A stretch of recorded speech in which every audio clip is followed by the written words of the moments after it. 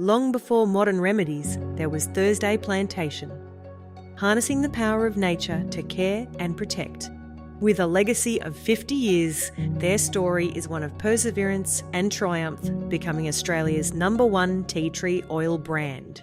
We were all born in Africa, and Eric and Mum decided to emigrate in early 1960 to Australia. Eric said to us, one day I'm going to find something special in this country and give that back to the world as a gift for the kindness of having us come to Australia. One day in that summer of 1962, Eric was out in the garden and got bitten by a funnel web. They are life-threatening, dangerous spider. He walked next door to his next door neighbour. And Brian said, quick, take you to the hospital, we've got antivenines, if we get there in time, you'll be fine. Brian was a research chemist based at the Museum of Applied Arts and Sciences in Sydney. Brian said it's extraordinary, but with the notes I've just been reading about tea tree oil, if I had a bottle of tea tree oil with me today, that's the first thing I'd do. I'd put it on that spider bite. He said, I wish somebody would have the courage to develop a plantation with these trees. Eric took a decision to just actively pursue this idea. It took about 3 or 4 years to identify a block of land. And he did that by walking into the swamp, often wading in water almost up to his waist to find these beloved tea trees. Bungawalbin wetland is 9 times the size of Sydney Harbour, underground. It is a vast wetland area. So Eric focused himself. That's where I have to be. If I'm going to make the best tea tree, I have to go to where the best comes from. There he then applied to the Crown Lands Department for a 99-year lease. And he waited 4 years, and when he got it, it was a Thursday. He said, that's what we're going to call the company, Thursday Plantation. He took an early retirement, he cashed in his pension checks, and he put all that money together to try to bring up the world's first ever tea tree plantation. When Eric finally got some oil produced, around about that time, Christopher had decided to chuck in his daytime job. And I went off to, as we did in those days, to Nepal.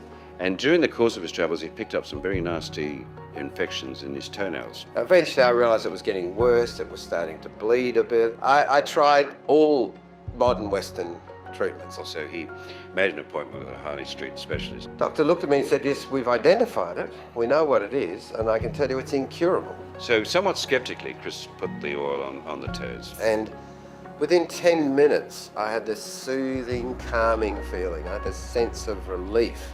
I had now had the world's expert tell me I had an incurable condition, and I had just seen an effect with this oil, which, having tried 100 other things, I knew was significantly making a difference. And that was the turning point as far as Chris was concerned. He said, I now know what I'm going to be doing for the rest of my life.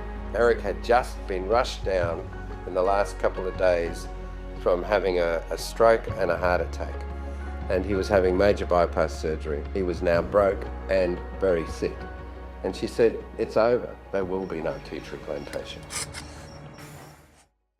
It doesn't have to be over. Someone's got to do this job. Someone needs to be in that. And I said, look, I'm getting on a plane and we're coming back. And Eric taught me everything he knew.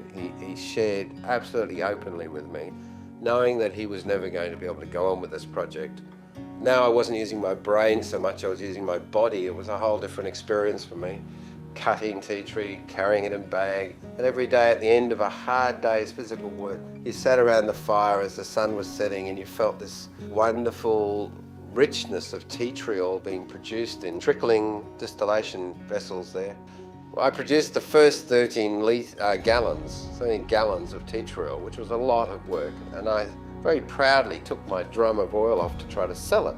One after another, they just laughed at me. They said, what the hell are you producing tea tree for? We'd encounter other people living in very similar conditions, and I just could see all around me people who needed it so badly. A big part of it was a strong feeling that as long as I was with Chris, there would be never anything that we couldn't conquer. And I went to the local chemist, I bought 100 little bottles. I went to the newsagent and bought a packet of stickers and packet of coloured pencils and sat down. By night in a kerosene lantern, we drew our little labels on and we drew the messages. 100% Australian pure tea tree oil, antiseptic, fungicide, germicide.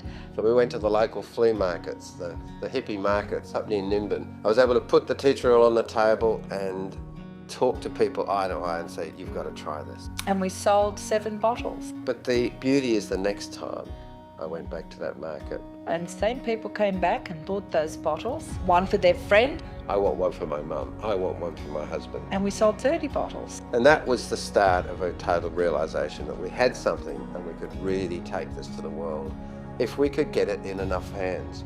And to me, that's been the whole story of Tea Tree Oil. The very first thing we ever had to do was get it in people's hands and say, try it for yourself.